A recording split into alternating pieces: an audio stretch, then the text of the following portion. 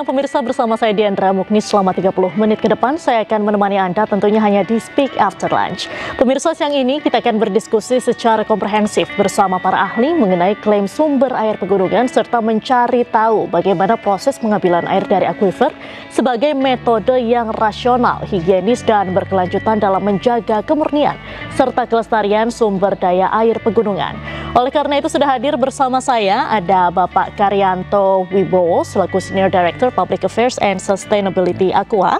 Kemudian juga sudah bergabung bersama kami secara online Profesor Heru Hendriana, Senior Hydrogeologist Universitas Gadjah Mada, serta ada Bapak Rahadian selaku Direktur Eksekutif LSM Rekonvasi Bumi. Selamat siang Bapak-bapak, apa kabarnya? Selamat siang, alhamdulillah baik. Baik, kita langsung saja, saya mau ke Pak Karyanto terlebih dahulu. Pak, untuk menjawab isu yang belakangan sedang beredar, jadi sebenarnya dari mana nih Pak air aqua berasal? Sumber aqua berasal dari air pegunungan.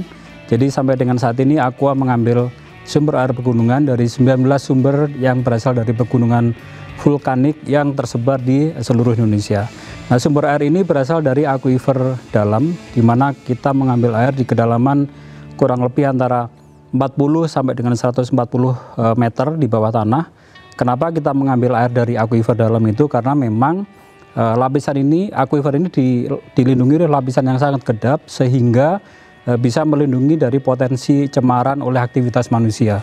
Kemudian di akuifer ini juga air itu tersaring secara alami, air hujan pada waktu jatuh di pegunungan, dia akan mengalir secara alami di akuifer sehingga tersaring dengan alami dan juga kaya atas mineral. Nah, kemudian proses pengambilannya Aqua melakukan dengan sangat teliti, sangat hati-hati.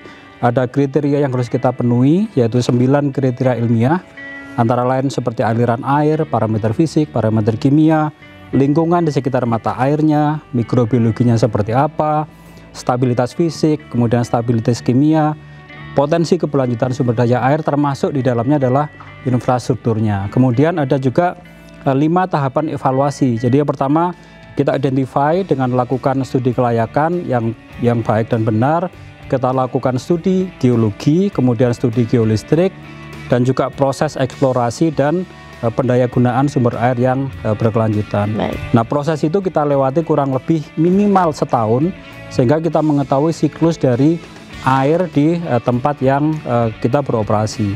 Nah, tentunya proses pemilihan dan penelitian ini melibatkan banyak ahli, termasuk ahli geologi, hidrogeologi, kemudian ahli yang mengetahui di topik geofisika, kimia maupun mikrobiologi. Jadi memang prosesnya sedemikian komprehensif untuk memastikan bahwa sumbernya itu adalah alami dari pegunungan. Jadi dalam prosesnya ini melibatkan banyak sekali ahli. Nah, kita juga sudah bergabung dengan Profesor Heru Hendriana sebagai salah satu tim ahli yang ikut meninjau sumber air aqua. Selamat siang Prof. Heru. Prof. Heru, bagaimana nih sebenarnya proses pemilihan sumber air aqua? Metode apa yang digunakan? Selamat siang. Jadi pemilihan utama di dalam pemilihan lokasi atau sumber ini adalah satu yang dipilih adalah dia harus berasosiasi ini dengan gunung api. Nah, dari situ maka harus ditentukan bahwa batuan ini berasosiasi berasal dari koneksi dengan gunung api. Jadi akuifer tadi sudah disampaikan, pemilihan adalah harus batuan volkanik karena di negara kita adalah kaya akan gunung api karena mempunyai kuantitas sangat baik dan kualitas yang sangat baik. Nah, dari situ yang tadi sudah disampaikan penelitiannya dengan metode subsurface dan segala macam itu kita kaji dan artinya meyakinkan bahwa sumber yang diambil itu dari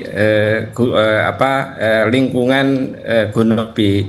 Saya kira itu secara singkat. Baik, untuk proses pengambilannya sendiri secara sederhana bagaimana nih Prof?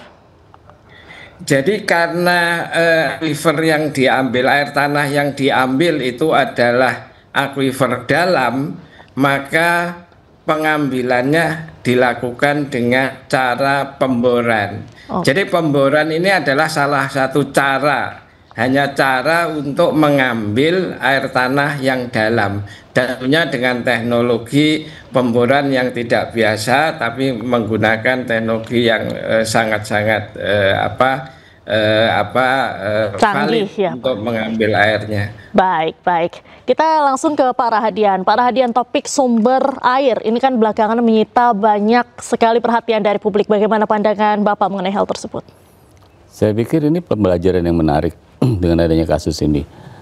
Masyarakat bisa belajar dari kasus ini, cara pengambilan air dan segala macam, termasuk juga berpikir terkait dengan konservasinya. Selebihnya sih sepertinya hanya dimanfaatkan oleh orang-orang yang cari uang dengan menggembar-gemborkan isu yang secara pengetahuan mereka tidak tahu. Tapi dengan adanya kasus ini, masyarakat bisa belajar dengan pemanfaatan air tanah dalam yang dimanfaatkan oleh air minum dalam kemasan. Gitu. Tentunya ini juga bisa menjadi pembelajaran untuk publik juga ya, Pak ya. Itu yang paling penting sebenarnya. Jadi kalau masalah air gunung dan segalanya itu kan hanya merek dagang lah. Tapi aktualnya tentu ada proses yang memerlukan teknologi, pengetahuan dan lain sebagainya. Jadi kita nggak bisa bilang bahwa air gunung ya airnya air terjun gitu, dimanfaatkan, dibotolin gitu kan, nggak juga. Ada proses panjang. Sehingga air yang kita gunakan di rumah maupun sehari-hari itu air yang betul-betul sehat. Baik, baik. Sepertinya perbincangan kita semakin menarik ya pemirsa, namun tahan dulu sejenak karena masih ada lagi hal-hal yang harus kita gali lebih dalam. Jangan kemana-mana, tetap di Speak After Lunch.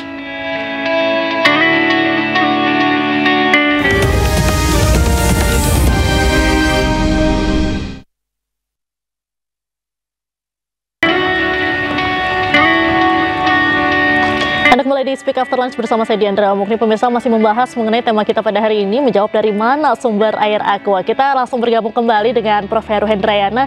Prof. Heru, tadi sudah dijelaskan dari mana sumber air aqua berasal. Tapi mungkin banyak yang belum paham nih Prof. Bagaimana perjalanan air dari pegunungan hingga sampai ke lapisan akuifer tadi. Boleh dijelaskan sedikit tidak Prof? Ya, begini. Jadi memang ini adalah istilah teknis ya, artinya air pegunungan itu bukan berarti air yang ada gunung gitu ya.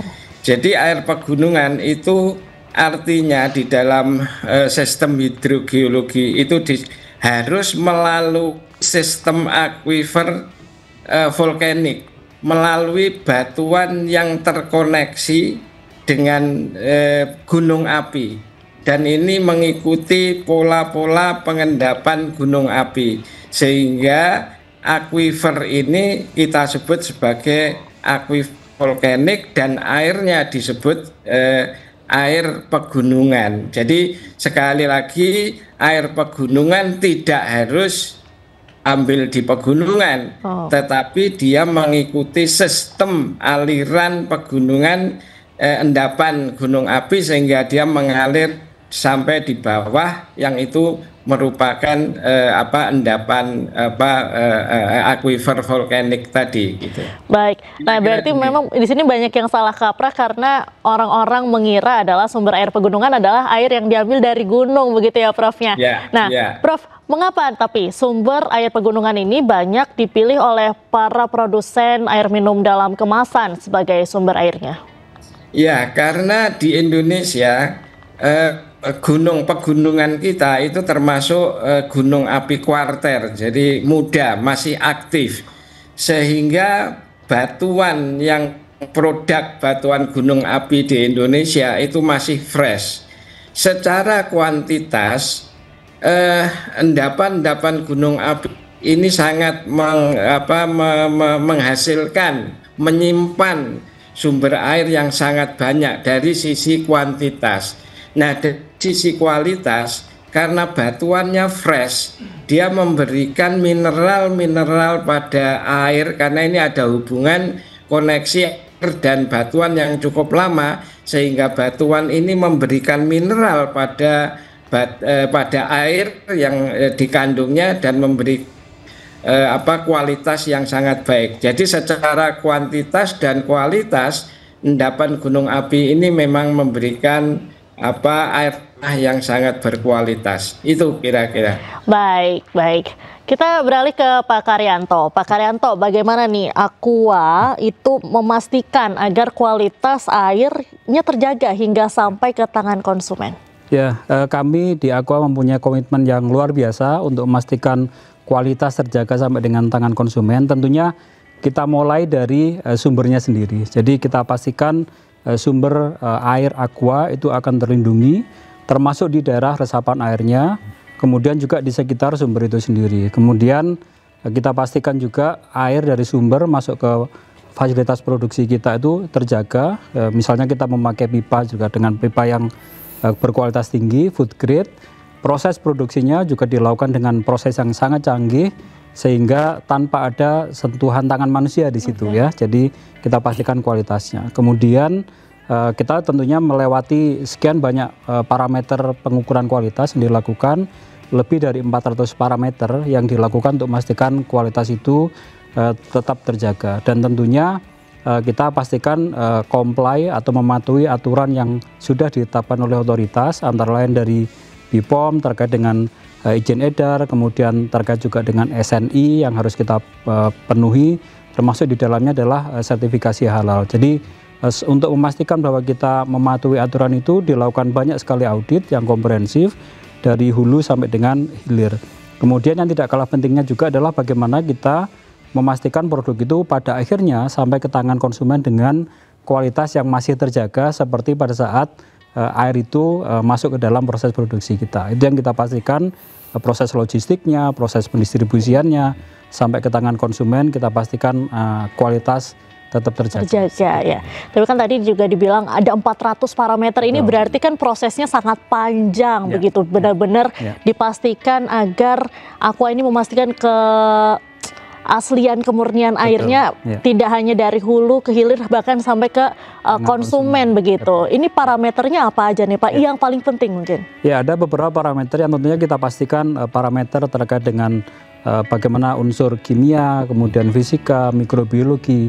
Itu kita pastikan semua memenuhi standar yang telah ditetapkan oleh pemerintah, dalam hal ini baik dari BPOM, SNI maupun parameter-parameter yang lainnya. Jadi kita punya laboratori yang sangat canggih sehingga di setiap proses kita pastikan kualitas itu terjaga sesuai dengan parameter yang telah ditetapkan, dan kita pastikan semua itu sesuai dengan standar sehingga sampai ke tangan konsumen itu dengan kualitas yang terjaga, tetap murni seperti pada waktu keluar dari sumber. Baik, Pak Rahadian. Nah, sebagai produsen begitu ya, nanti apa yang harus dilakukan oleh para produsen air minum dalam kemasan seperti Aqua misal untuk menjaga kualitas air, kemudian juga mengingat banyak terjadi pencemaran yang diakibatkan oleh aktivitas masyarakat? Ya, yang selama ini kami coba lakukan agar pertama tadi Pak Heru bilang bahwa debitnya banyak. Tapi debit banyak itu bukan berarti tidak terbatas kan. Oleh karena itu Aqua selama ini mengambil inisiasi di beberapa site, diantaranya tadi bagaimana caranya bahwa kita bisa memasukkan air sebanyak-banyaknya dari kawasan pertanian. Oleh karena itu seperti di kegiatan kami di Pahala, Pangrango Halimun Salak bersama SNV Indonesia, itu mencoba mendorong masyarakat menanam sebanyak mungkin pohon gitu loh, dengan menutup kawasan yang terbuka dengan tanaman-tanaman produktif, sehingga kepentingan ekosistemnya kita dapat, kepentingan ekonominya kita dapat, kepentingan sosialnya kita dapat. Jadi kita berharap dengan land cover yang baik gitu, itu akan lebih banyak air yang meresap, sehingga cadangan air tanah yang selama ini dimanfaatkan oleh banyak sekali AMDK itu tetap bisa bertahan selama-lamanya kalau mungkin, sehingga kita tetap punya banyak air. Dan itu yang dilakukan oleh Aqua di banyak site di Pulau Jawa lah terutama. Baik, nah kalau berarti bisa dibilang menanam pohon itu juga bisa membantu sekali untuk menjaga kualitas air di sekitar itu ya Pak ya? Menambah debit air. Walaupun kita nggak tahu nyampenya berapa lama ke dalam, karena kan bisa jadi ratusan meter tuh kalau menurut teman-teman hidrologi itu bisa ratusan tahun juga gitu. Tapi itu upaya-upaya yang bisa kita lakukan untuk menjaga debit, untuk menjaga kualitas agar polutan yang ada di udara, di tanah dan lain sebagainya bisa tersaring dengan tanaman-tanaman yang kita dorong di masyarakat. Baik, dari Aqua sendiri ini apa saja Pak langkah-langkah yang sudah dilakukan? Ya, kami mempunyai komitmen untuk bisa mengembalikan lebih banyak air daripada yang kami ambil kepada baik ke ekosistem, ke alam maupun ke masyarakat. Jadi inisiatif yang kami lakukan kita usahakan sekomprehensif mungkin, mulai dari hulu sampai dengan hilir, itu yang kami lakukan. Jadi contoh di hulu tadi Pak Kang Nana juga sempat sampaikan, kita melakukan upaya penanaman pohon. Sampai dengan saat ini lebih dari 2,5 juta pohon yang ditanam. Kenapa kami sampai mengukur 2,5 juta? Karena memang kita monitor. Jadi kita lakukan geotagging juga sehingga kita pastikan pohon itu hidup. Kemudian berikutnya kita membuat inisiatif konservasi teknis dengan membuat sumur resapan, lebih dari 2.000 sumur resapan, termasuk juga inisiatif konservasi teknis yang lainnya. Itu di daerah hulu. Nah, itu yang kami lakukan. Jadi tentunya inisiatif itu kita ukur sehingga kita tahu berapa air yang meresap ke dalam tanah. Baik. Wah, pemirsa, sangat menarik. Bukan perbincangan ini masih akan kita lanjutkan di segmen selanjutnya. Maka dari itu jangan kemana-mana, tetaplah di Speak After Lunch.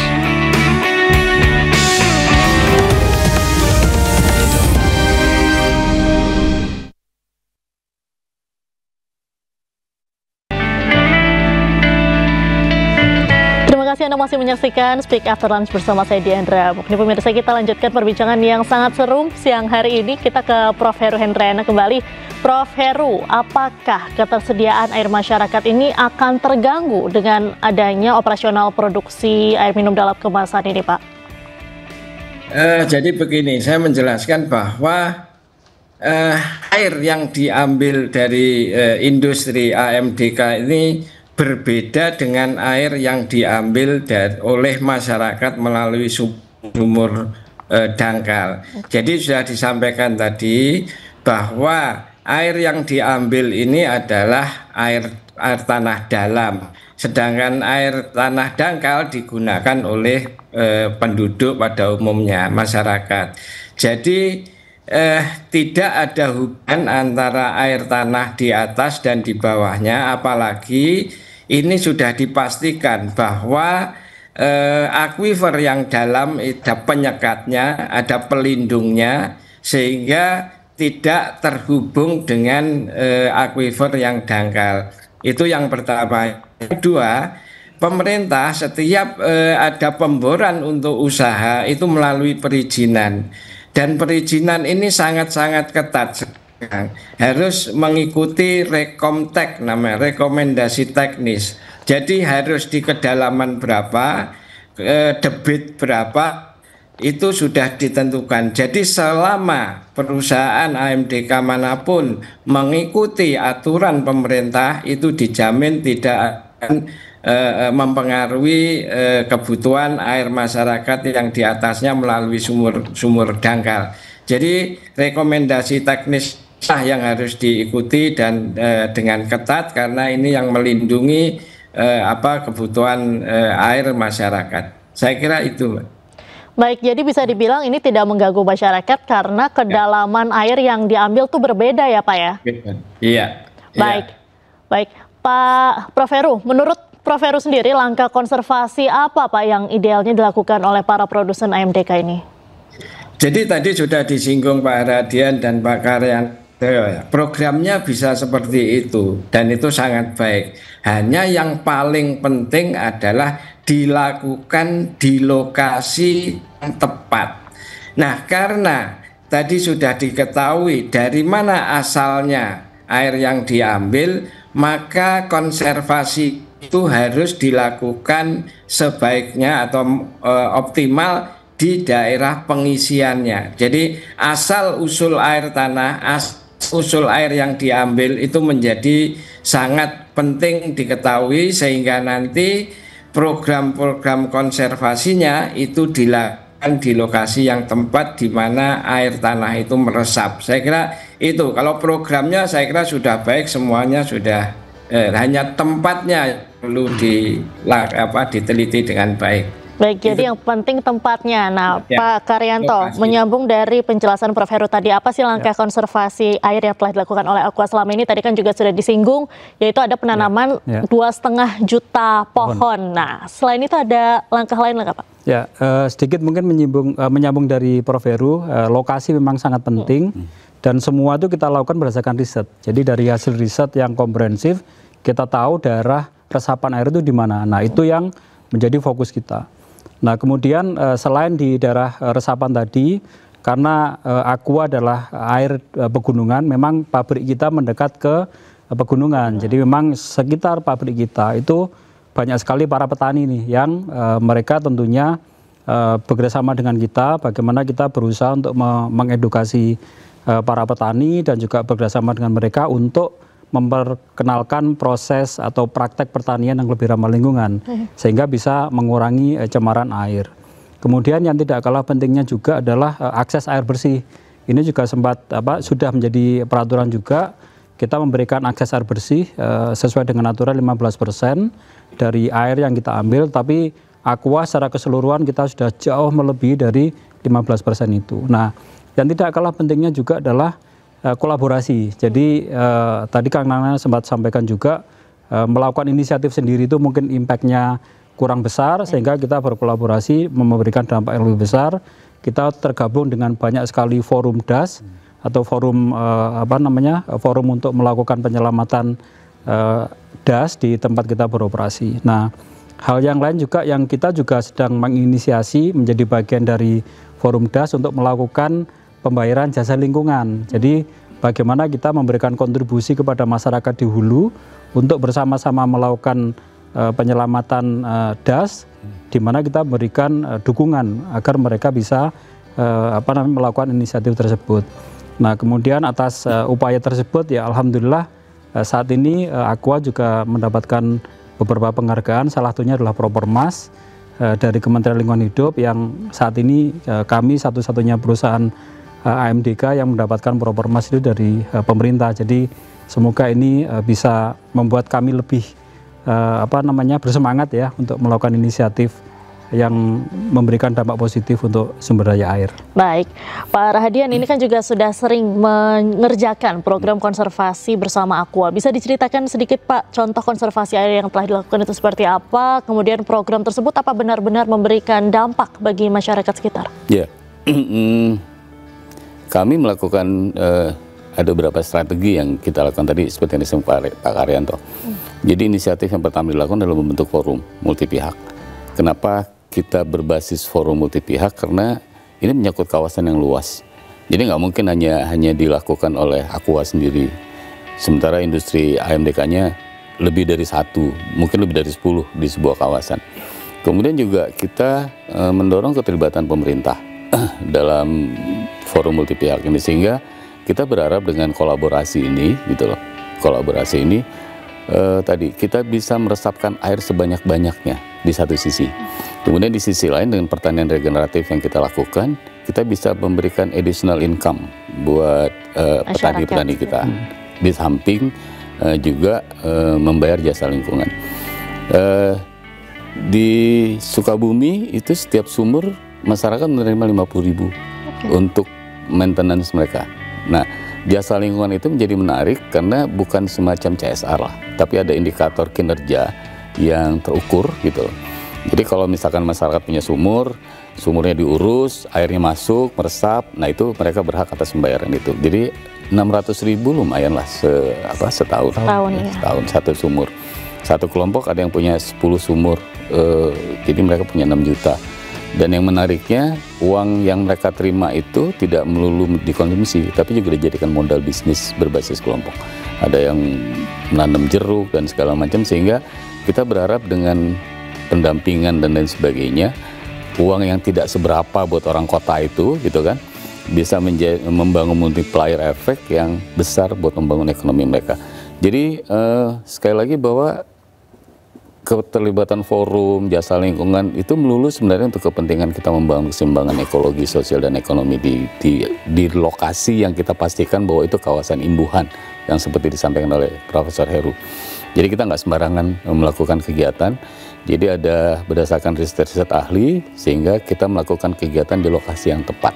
Baik, baik. Ini jadi tidak hanya membawa untuk Aqua sendiri, tapi juga membawa dampak positif untuk masyarakat sekitar. Untuk masyarakat dan sebenarnya untuk perusahaan yang lain juga. Iya. Gitu. Oleh karena itu kita berharap Baik. tidak hanya Aqua, perusahaan-perusahaan juga bisa terlibat di forum multi pihak yang gitu. Baik, baik. Terima kasih banyak Bapak-Bapak sudah bergabung dengan Speak After Lunch. Tidak terasa pemirsa kita sudah sampai di penghujung acara. Terima kasih Bapak Karyanto Wibowo, Pak Prof. Heru Hendrena, serta Pak Rahadian sudah bersedia meluangkan waktunya untuk menjelaskan sumber air Aqua yang ternyata ini prosesnya sangat panjang hingga sampai ke tangan konsumen ya Pak ya. Dan juga semoga pembahasan kita hari ini bisa memberikan wawasan serta pandangan baru terhadap Aqua. Saya Diandra Mukni pamit undur diri, sehat selalu dan sampai jumpa.